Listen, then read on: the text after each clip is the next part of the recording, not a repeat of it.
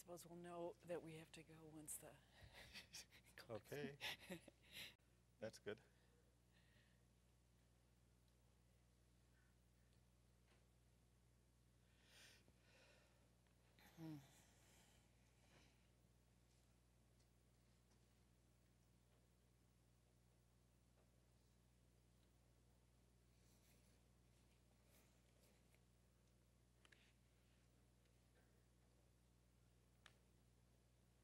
Go ahead.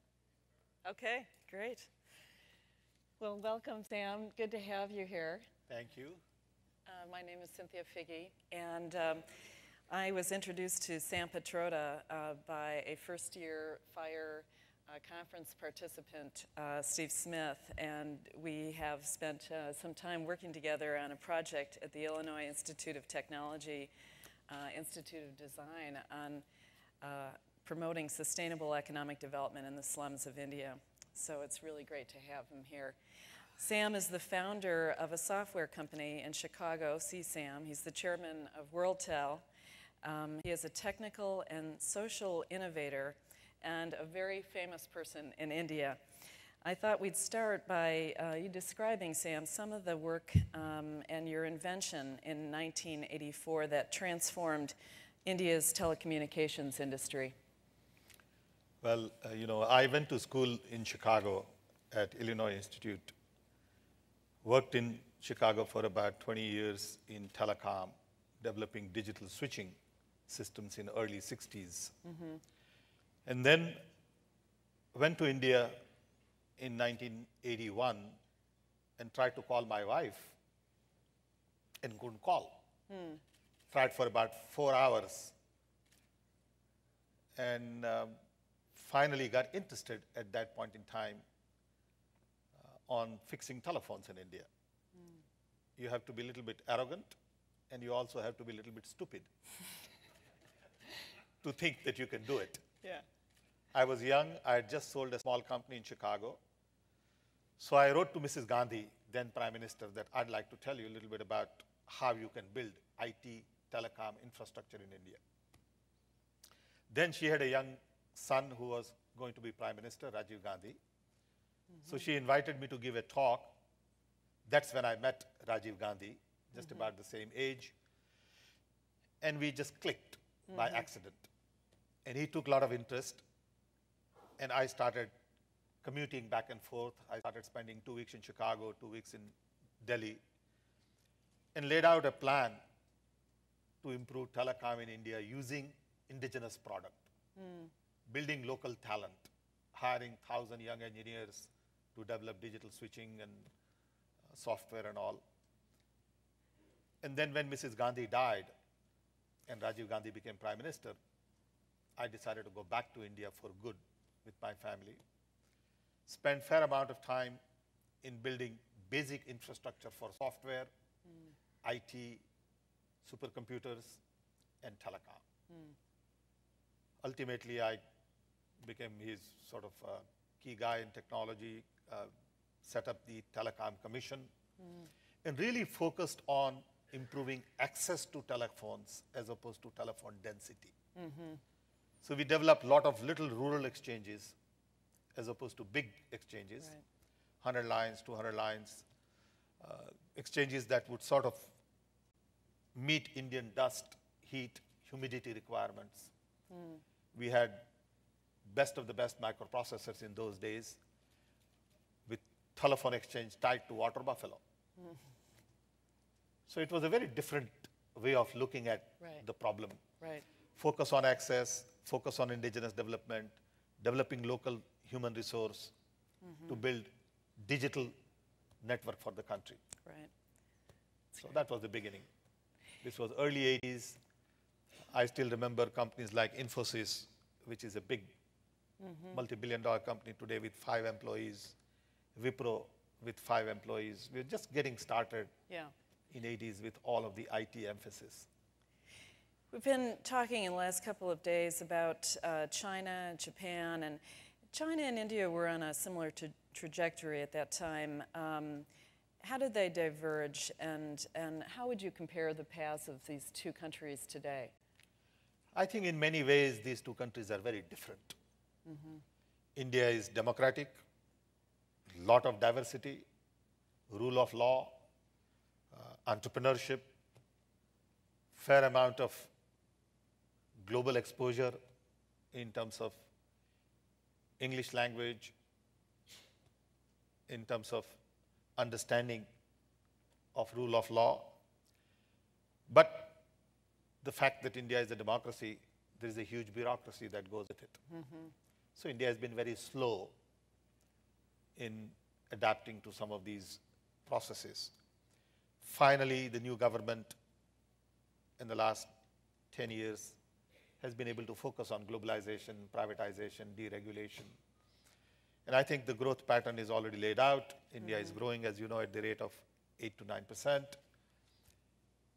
And we see India catching up over a period of time. But it's going to be slow, and it's going to be very different than how Chinese have done. You know, Chinese have focused on building roads, buildings, infrastructures very quickly, very fast. If you look at their banking system, it's very different from Indian banking system. Right. Time will tell how these two converge in many ways. Yeah. To quote India's first prime minister, a moment comes, which comes but rarely in history, when we step out from the old to the new, when an age ends, and when the soul of a nation long suppressed finds utterance. Apparently about a year ago, India's prime minister launched the National Knowledge Commission and made you head of that commission. How are you stepping out from the old to the new, and what are you doing with this? I think the whole idea was to really look at where India is today in terms of knowledge capabilities and see if we could prepare ourselves for the real challenges in the 21st century. As you know, India is the only country with 550 million people below age of 25. That is the workforce not only for India, but for the world going forward. What we tried to do in early 80s to telecom and IT, we think we could begin to do similar things to knowledge now, so that 20 years down the road, we will see some benefits. We are really focused on 5 areas of knowledge. Access to knowledge, which includes reservations, affirmative action programs, libraries, networks, portals, languages. As you know, India has 15 languages, translations, and literacy. So we lump these 8 major areas into access. Then we look at knowledge concepts, primary education, secondary education, distance learning, vocational training, higher education, university research. Then knowledge creation, science and technology, innovations, entrepreneurship, patents, copyright, trademark. Then knowledge applications in agriculture, health, and small and medium scale industries. And then finally, knowledge services to see how knowledge can change governance, e-government. So we have a very broad canvas looking at, sort of horizontal aspect of knowledge. And we have just started the process. It's a pretty complex initiative. We are the first one in the world to really launch a knowledge initiative like this, as opposed to IT, software, higher education. Right. And we are learning in the process. Yeah. So we talked a little yesterday about outsourcing and the movement of jobs. You mentioned to me that the 300,000 jobs are a bit of a drop in the bucket of the need to create 10 million new jobs a year. What are those? Describe what you think, where are those jobs coming from, and what are they going to be like? As you know, India's main economy is based on agriculture. We do need to focus on agricultural jobs because that's where India lives. India has 600,000 villages. Though there has been a great deal of movement into urban areas recently, but India still needs to focus on agriculture. So food processing, agriculture, biotech, construction, because India still needs all of the basic infrastructure. India lacks in good water supply, sanitation, roads, transportation. Energy is a big challenge. Not just energy in urban areas, we need energy in rural areas. So a lot of these jobs will have to be created at grassroots level where people are, as opposed to bringing everybody to Bangalore. You know, IT has been getting a lot of media attention. IT has given India a great deal of confidence. As I said, what we started in the 80s is now beginning to give some results. In the 80s, India had a couple of $1 billion foreign exchange reserve at one time. Now India has $150 billion foreign exchange reserve. India has huge multinational companies in IT. And that has given India a lot of confidence. But at the same time, we must recognize that IT is not going to solve problems of billion people. Our problems are very complex and needs different orientation in terms of job creation, future opportunities. But India can produce large number of talented manpower for India as well as for the world. Yeah. We read an article on McKinsey's Global Institute that spent a year trying to find the, quote, theoretical maximum number of jobs that could move offshore from the US and Europe. And its conclusion is that 11% of the nearly 1.5 billion global services jobs could be performed remotely, but that only really 4 million would actually move offshore by 2008. Nevertheless, 52% of those are engineering jobs. And in fact, in sectors like retail and health, there could be 9.1 million job losses. And I think this leads to this question of moving up the value stream and value creation. What do you see, Sam, outside of this movement of call centers and basic IT, where is the growth? If you look out 3 to 5 years, where do you think these jobs are going to be that are in the higher value? First of all, we must recognize that we live in a global economy. I think it's unfortunate that many times we recognize that the technology is very global, but mind is full of borders. We look at in this country, border of the south is very different from border of the north. Yeah. Right.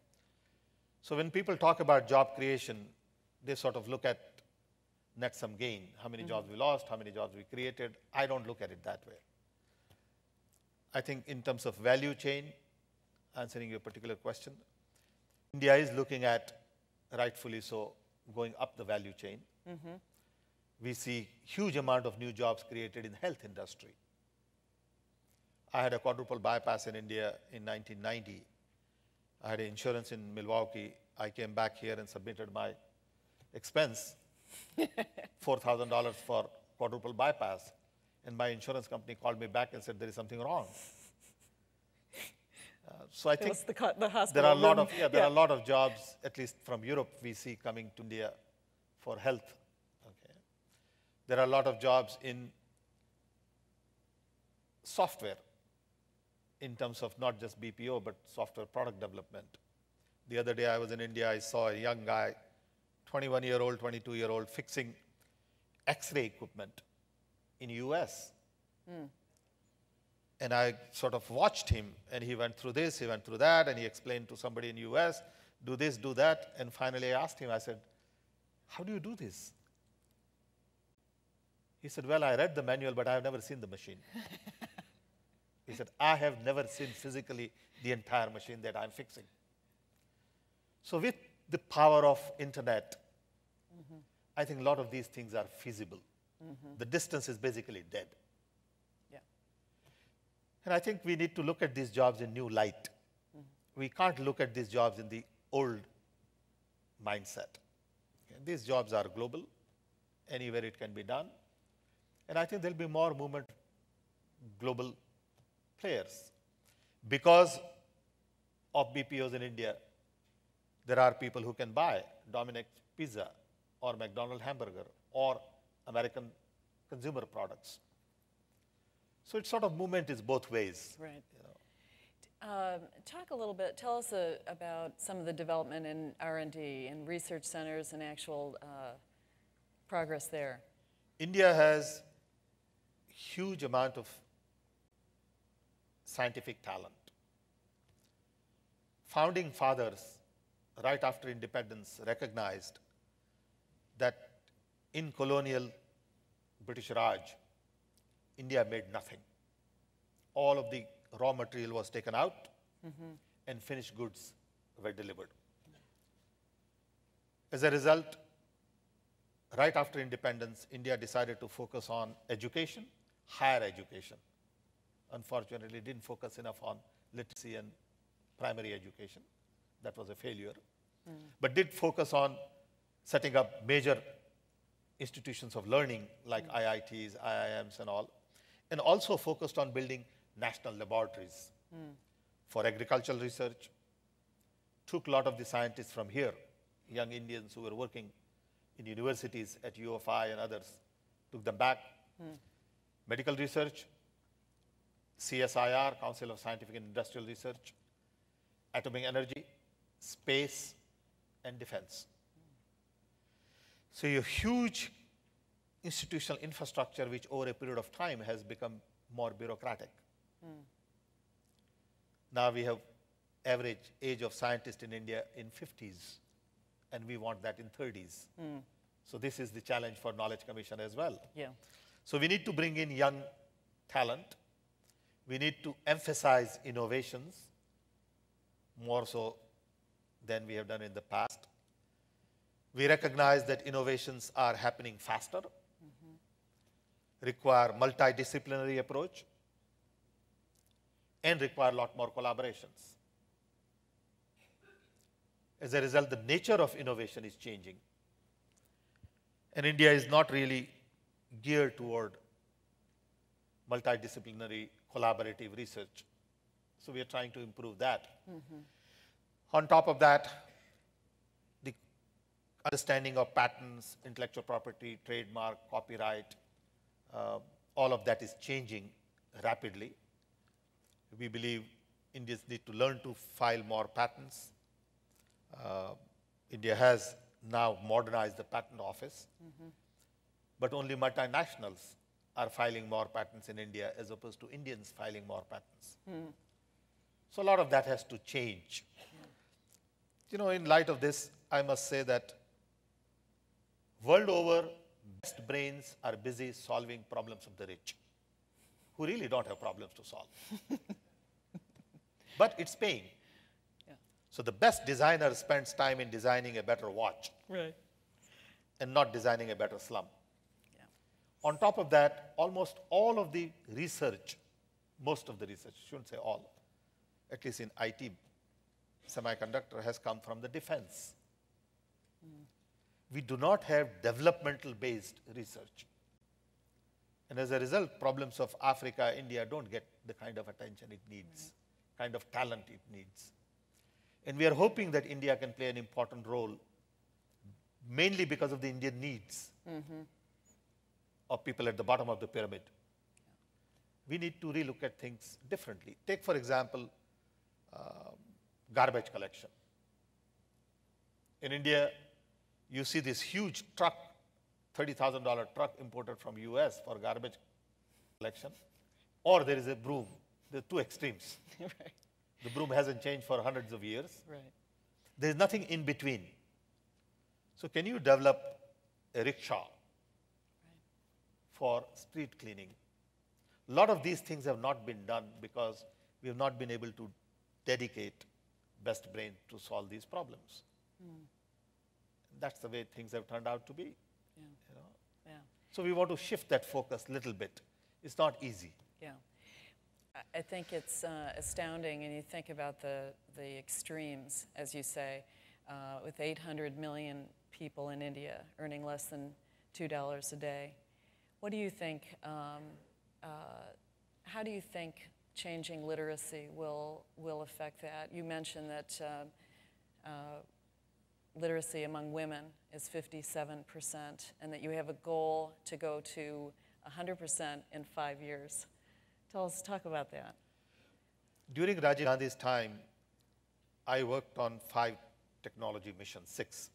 Literacy, immunization, telecom, edible oil, and dairy, milk production. Then we thought we would be able to lick literacy problem. This was mid-80s. We have not been able to do that. Right. We believe female literacy, infant mortality are the key to population management. Yeah. So we must increase female literacy substantially. We have not been able to do that effectively.